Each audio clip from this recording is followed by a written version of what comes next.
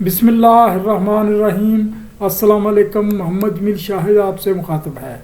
ये math 10th के सिलसिले में हमारा ये लेक्चर नंबर 96 है और ये जो है ना मौजू हमारा जो है ना आज एक्सरसाइज 5.2 है। इसके 2 सवालात हैं और ये आज हम यूनियन और इंटरसेक्शन की कुछ खसूसियात के मतलब सवालात करेंगे। तो पहले हम कुछ इसकी ये जो है खसूसियात बयान कर दें। ये डिटेल तो आप अपनी टेक्स्ट बुक में से देख सकते हैं, फिर लेकिन शॉर्टकट फार्मूलाज जिस पर सवालात होंगे वो बता सकते हैं। कम्यूटेटिव प्रॉपर्टी ऑफ यूनियन, यानी ये इसमें यह है कि ए यूनियन बी ये बराबर है बी यूनियन ए, यानी बी को इधर ले जाओ ए को इधर ले जाओ, ये एक ही जवाब आता है। इस तरह commutative property of intersection A intersection B is equal to B intersection A.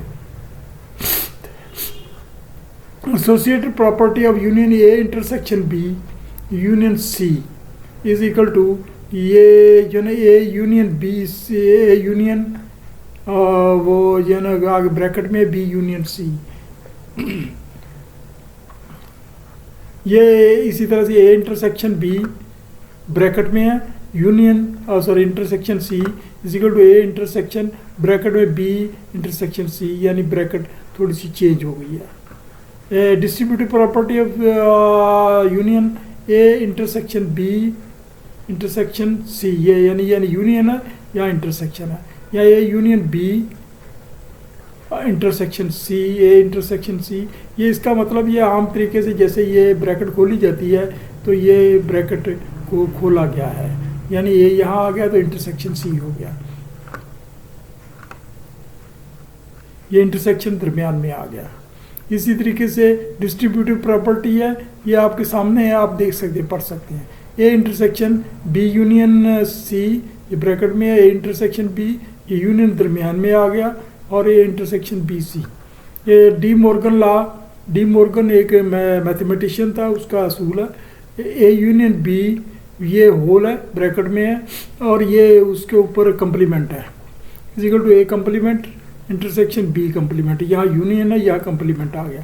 De Morgan का दूसरा कानून है ए इंटरसेक्शन बी डैश है, यहाँ इंटरसेक्शन आ गया यहाँ यूनियन था तो ये इंटरसेक्शन आ गया ए डैश बी डैश। अब हम सवालात करते हैं। अगर एक्स एक सेट हो, 1 3 5 7 से लेकर ये कंटिन्यूस है 19 तक हिस्से हों, और वाई एक 0 2 4 6 8 से 20 तक हिस्से हों, और z जो है ना 2 3 4 5 7 यानी ये गिनती की है, ये उसमें कंटिन्यूटी है, इसमें 2 3 5 7 11 13 15 17 19 और 23 हिस्से हैं। तो ये हम अब ये तो एक जनरल रकम है, अब इसके कई पार्ट हैं हर जगह, तो ये जनरल रकम सबके सब पर लागू है। तो आपने मालूम करना है एक्स यूनियन ब्रैकेट में वाई यूनियन जेड, तो ये हम अब मालूम करते हैं। अब देखें कि ये X union Y union Z, तो ये यहाँ एक्स की रकम लिखी गई, वो ऊपर से आप देख लें वही सेम है, और फिर यहाँ ब्रैकेट में वाई की लिखी गई है तो और यहाँ जेड की लिखी गई है। तो अब ये है कि ये फार्मूले के तहत ये इस तरीके से इतलाक़ होगा, यानी पहले हम इसकी यूनियन करेंगे। इसकी यूनियन ने जो हमने रूल्स बताए ये यूनियन के तहत ये बनेगा। ये आपके सामने है, इतने सारे दोहराने मुश्किल हैं, तो ये अब यूनियन यहाँ लागू हो जाएगी। ये देखिए ये ब्रैकेट है, ब्रैकेट के अंदर ये पहले ये हल होगा तो फिर जो कुछ जवाब आएगा वो इसके साथ यूनियन बनेगा। तो एंड पे जब ये यूनियन होगी तो ये बन गई यानी कॉमन या अनकॉमन। तो 0 1 2 3 से लेकर 20 तक 23 तक ये जो भी हिस्से बनेंगे ये सारे ये आ गए हैं। अगला हमारा पार्ट है एक्स यूनियन वाई, फिर ब्रैकेट में है यूनियन जेड, तो ये एक्स यूनियन वाई ये जेड ये लिखा गया। तो ये जो है ना हमने ये तो एक्स और ये वाई लिखी की रकम, ये बड़ी ब्रैकेट के अंदर ये 2 सेट हैं, ये लिख दिए आप, वो ऊपर से देख सकते हैं एक्स और वाई की वैल्यू जो है, ये इतने सारे दोहराने मुश्किल है। ये z की वैल्यू है आपके सामने, इनसे आप पढ़ सकते हैं। तो ये आ गया हमारा, इनको हम हल करेंगे इसकी यूनियन को, जिसमें कॉमन और अनकॉमन होंगे, तो ये वो आ गए ये 20 तक हिंसे, तो इसके साथ ही ये इनसे आ गए। तो ये इसको जब हमने यूनियन की तो ये हमारे पास बन गए। इसके बाद तीसरा सवाल है X intersection Y intersection Z. तो ये तो रकम लिखी वो ऊपर वाली लिखी, तो ये इसके लिखे गए एक्स की वैल्यू है ये, वो फिर वो इंटरसेक्शन, फिर आगे ये ब्रैकेट है, हमने अगर ब्रैकेट डाल दी, ये वाई की वैल्यू है, ये जेड की वैल्यू है, आप पढ़ सकते हैं। जब वाई की वैल्यू इंटरसेक्शन है तो जब हम इसके वो करेंगे इसकी इंटरसेक्शन, तो ये 2 आ गया, 2 आ गया तो वो आगे हमारे कॉमन आएंगे, तो कॉमन तो कोई भी नहीं है, तो ये खाली सेट आ जाएगा। अगला हमारा चौथा सवाल है X intersection Y intersection Z. तो ये तो रकम लिखी गई है जो तरीका ऊपर लिखा है, और ये एक्स की वैल्यू लिखी गई, फिर इंटरसेक्शन जेड, क्योंकि ये ब्रैकेट में है तो इसको भी हमने ब्रैकेट में कर दी। पहले हम इसको हल करेंगे, फिर हम इसको हल करेंगे। अब इसकी इंटरसेक्शन की, तो इंटरसेक्शन ये देखें कि इनमें वो कोई कॉमन नहीं है, तो ये खाली सेट हो गया, तो ये वाला आ गया। तो फिर इंटरसेक्शन है तो इसमें भी कोई कॉमन नहीं है, तो कॉमन एंडर पर खाली सेट ही आ गया। इसी तरीके से पांचवा है एक्स यूनियन ब्रैकेट में बाई इंटरसेक्शन जेड। तो ये X union by intersection Z, तो ये रकम तो एक्स की वैल्यू लिखी गई, ये वाई की वैल्यू है ब्रैकेट में है वो, तो ये जेड की वैल्यू लिख दी गई। तो ये जो है ना वो अब ये जवाब आया हमारा कि ये पहले तो ये हल होगा, तो ये यानी ये तो रकम यही लिखी है, इसकी कॉपी की गई है। इसमें इंटरसेक्शन जब करेंगे 2 ही कॉमन है, तो 2 हमने लिख दिया। तो जब आगे करेंगे तो अगला करेंगे तो फिर वो यूनियन है, यूनियन में कॉमन और अनकॉमन दोनों लिखे जाएंगे, वो ये रकम आ गई हमारी, क्योंकि 2 इसका में वो जो है ना हिस्सा हो गया। फिर हमारा छठा सवाल है, छठा हिस्सा एक का छठा, X union Y intersection Y X union Z.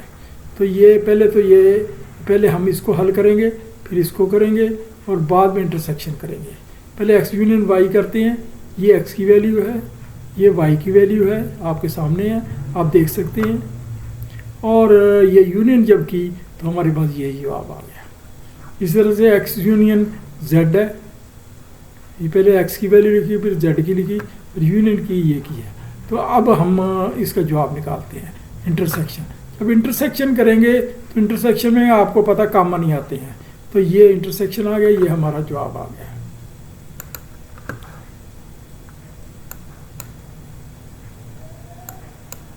ये सातवां है एक्स इंटरसेक्शन आगे ब्रैकेट में वाई यूनियन जेड।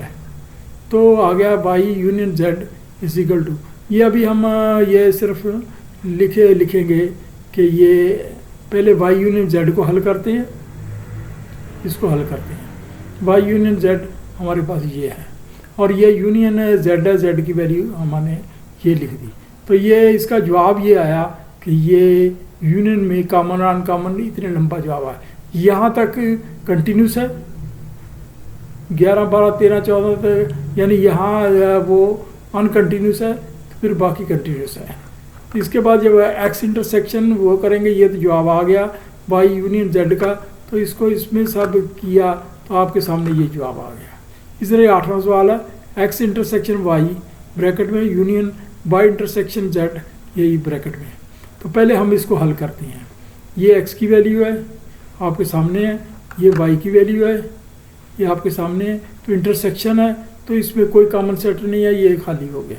ये अब वाई इंटरसेक्शन जेड है, ये रकम है, वाई की वैल्यू है, इस जेड की वैल्यू है, इसमें कॉमन ये लिख दिया गया। अब ये एक की रकम है, ये दूसरे की रकम है, इसमें इधर यहाँ खाली था, खाली यूनियन ये आ गया, तो ये इसमें ये सारे यही लिखे जाएंगे, ये लिखे गए। आगे हमारा दूसरा सवाल है अगर ए बराबर इनके, बी बराबर इसके और सी बराबर इसके हो, तो प्रूव दैट साबित करें कि A intersection B is equal B intersection A. अब देखें A intersection B is equal to 1, 2, 3, 4, 5, ये इसकी वैल्यू लिखी गई, ये पहले हमने ये रकम लिखी, ये बी की वैल्यू लिख दी। तो इंटरसेक्शन करेंगे तो कॉमन आएंगे, तो ये कॉमन आ गए। इसलिए बी इंटरसेक्शन ए, ये कॉमन है, वो बी की वैल्यू लिखी गई, और ये ए की वैल्यू लिखी गई और उसके कॉमन ये आ गए। तो ये देखिए ये दोनों प्रूव हो गए, ये प्रूव हो गए, तो ये जवाब हो गया। अब इसका जवाब तो नहीं बनेगा, प्रूव ही होगा। Prove that A union B is equal to B union A. तो ए यूनियन बी, ये ए है, ये आपके सामने बी है, तो इसका यूनियन का ये जवाब है, कंटिन्यूस है। इसलिए बी यूनियन ए का ये बी है, ये ए है, तो इसका जवाब ये आ गया। ये दूसरे का तीसरा है, प्रूव दैट ए इंटरसेक्शन, अगर union B union C, A intersection B union A intersection C. तो ये ए वो जो है इंटरसेक्शन बी यूनियन सी, तो ये ए की वैल्यू है, ये जो है ना वो बी और सी के ये हल है। ये बी और सी की वैल्यू लिखी गई है दोनों, और ये यूनियन की गई है। यूनियन करने के बाद हमने ये इस सवाल का ये इतने हिस्सा है, और ये इसका यूनियन का ये जवाब आ गया है। तो इसका फाइनल जवाब ये आ गया हमारे सामने। अच्छा, अब ये इसका जवाब है। अब हम अगला जवाब लेते हैं वो पूरे का, A intersection B union A intersection C. तो ये पहले तो ये एक रकम है, ए और बी है, फिर वो ये ए और सी है। तो ये ए और सी का इसका हल ये निकला है 2 4 6, और उसका हल ये निकल आया 1 4। इनकी यूनियन बन के आएगा कि 2 4 6, और यह left hand side is equal right hand side. दूसरे का चौथा है, prove that A union B intersection C is equal to A union B intersection A union B, और A union B intersection C is equal to, ये आपके सामने 1 2 3 4। तो ये इसमें आप देखें, ये तो वैल्यू लिखी गई है ए की, ए लिख दिया, ये बी की वैल्यू है वो ब्रैकेट में बड़ी ब्रैकेट डाल दी, बी और ये सी की वैल्यू। तो ये इसी तरीके से जब ये करेंगे, इनको इंटरसेक्शन करेंगे, तो ये आ जाएगा जवाब 4 8। और ये ए यूनियन बी, अब इसका यूनियन करेंगे तो ये हमारे पास ये 1 2 3 6 8 आ जाए।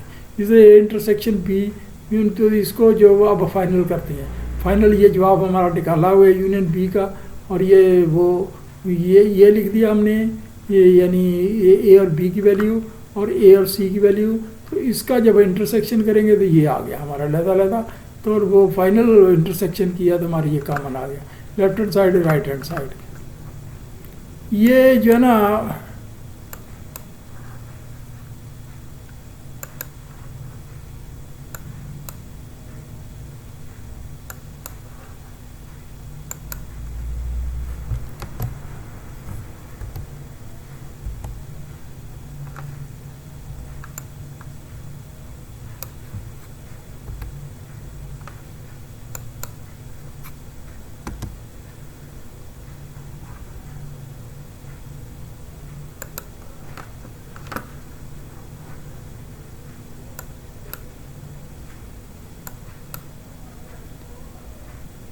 तीसरा सवाल करते हैं हम। अगर ए यू एक सेट हो 1 2 3 10, और ए एक सेट हो 1 3 5 7 9, और बी 2 3 5 7 हो, तो डी मॉर्गन लॉ को साबित करें। तो डी मॉर्गन लॉ के तहत आप देख सकते हैं कि ये प्रूफ दैट ये साबित करना है ए इंटरसेक्शन बी, वो उस पर डैश है, तो ए डैश यूनियन बी डैश। तो पहले तो हम लेफ्ट हैंड साइड हल करते हैं। ये आपके सामने आप देख सकते हैं, लेफ्ट हैंड साइड को हमने हल किया, ये इसकी वो हमने ए इंटरसेक्शन बी किया, तो ये हमारे इंटरसेक्शन से कॉमन आएंगे, ये जवाब आ गया। अब हमने इसका ऊपर डैश किया, तो ये यू यूनिवर्सल सेट है जो पहले हमने लिखा हुआ, तो यू में से ये कॉमन किया तो हमारे पास ये जवाब आ गया ए यानी ये यू की वैल्यू है, ये ए इंटरसेक्शन बी की है। तो इसमें हमने यानी फाइनल, जैसे पीछे मैंने एक जगह बताया हुआ है कि ये आपके सामने जवाब आ गया। इसी तरीके से ए डैश है, ये निकालेंगे अलहदा, तो इसका मतलब यू मनफी ए है, तो ये यू है मनफी ए है, तो इसका फाइनल जवाब ये आ गया कि 2 4 6 8 10। जैसे बी या डैश है तो यू मनफी बी, ये आपके सामने वो यू की वैल्यू है, ये बी की वैल्यू, इसका जो जवाब आया ये आ गया। तो A intersection sorry A complement union B complement, ये अगर 2 4 6 8 10, तो इसको हमने ये इसका जवाब भी निकाला, वो लिख लिया। तो इनकी हमने यूनियन निकाली तो ये आ गया। तो इसका मतलब ये लेफ्ट हैंड साइड था वो राइट हैंड साइड के बराबर हो गया। ये भी वही जवाब था और ये भी वही जवाब है।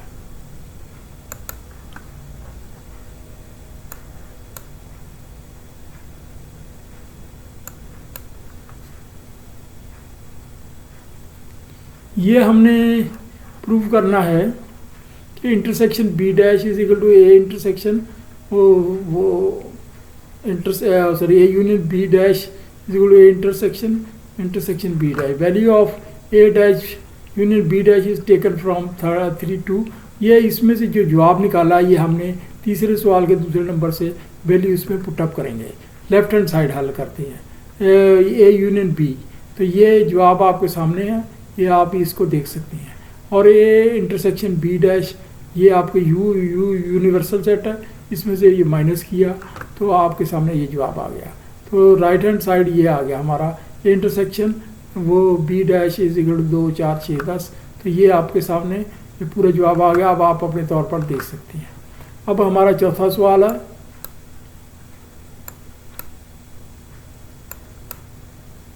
अगर यूनिवर्सल सेट ये हो यू और एक्स ये और वाई हो तो डी मॉर्गन लॉ को साबित करें। तो ये प्रूव दैट एक्स मनफी Y is equal to X dash intersection Y dash. तो X dash is equal to U मनफी एक्स, ये यू की वैल्यू है, ये मनफी एक्स की वैल्यू है। दोनों का यू मनफी एक्स के साथ फाइनली जवाब ये आ गया। ये है ना इसकी इंटरसेक्शन के सॉरी ये जो है ना हमने कंप्लीमेंट के तहत ये जवाब आ गया हमारा। ये वाई डैश है, इसमें यू मनफी वाई है, उस कंप्लीमेंट के तहत ये जवाब आ गया। तो एक्स मनफी वाई ये जो है ना जवाब ये आ गया हमारा। ये एक्स और वाई ये 18 20 है और ये एक्स इंटरसेक्शन वाई डैश ये अब आपके सामने ये सेट है और ये आ गया 18 20। ये प्रूव हो गया।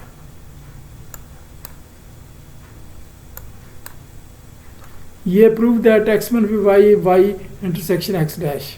तो लेफ्ट हैंड साइड हमारी वाई मनफी एक्स ये वाई यूनियन है, वाई ये सेट है और एक्स सेट है। तो ये हमारा ये आ गया हमारा 5 11 13। ये इसमें से माइनस किया तो ये आ गया। इसी तरीके से राइट हैंड साइड को भी किया तो ये आपके सामने आ गया। ये जवाब दोनों टैली कर गए तो ये हमारा सवाल हल हो गया।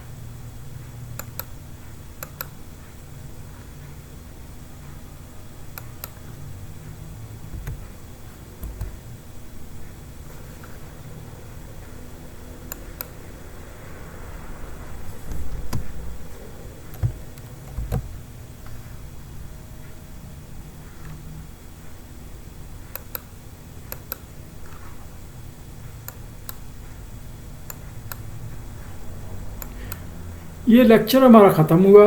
ये जो है ना अभी आपसे गुजारिश है कि वो जो है ना इसको लाइक कर दिया करें और वो अच्छी तरह स्टडी करें, मेहनत करें। मैंने कुछ इस सवालों में कुछ तेज़ी दिखाई है, ये इतने सारे हिंसे दोहराने वो जो है ना वो ऐसे अहमकाना सा मैंने समझा।